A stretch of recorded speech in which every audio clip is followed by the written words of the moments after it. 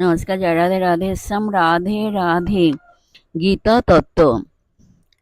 ভগবান শ্রীকৃষ্ণের জীবনই এই গীতাশাস্ত্রের প্রধান টিকা স্বরূপ।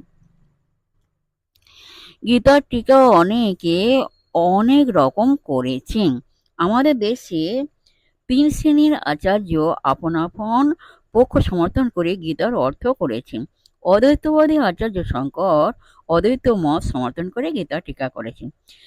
বিশিষ্টাদ্বৈতবাদী রামানুজ এবং দ্বৈতবাদী মাধ্বাচার্য ও সেইরূপ আপন আপন মতানুযায়ী দ্বৈতবাদী রামানুজ এবং দ্বৈতবাদী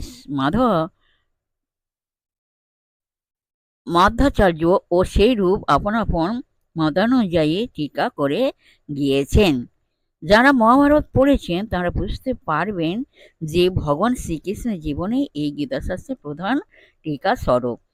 আপনি এবং অপর সকলে শরীরবান হলেও জন্ম-মৃত্যু বিরহিত ও অবিনাশী আত্মা ভিন্ন অন্য কিছু নয়।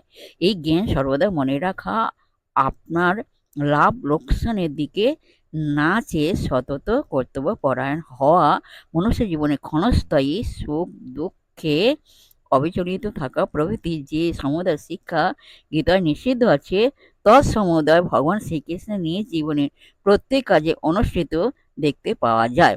অতএব গীতার কোনো কথা যদি বুঝতে না পারো, ভগবান শ্রীকৃষ্ণের জীবন অনুসন্ধান করো, তাহলে যথার্থ অর্থ বুঝতে পারবে।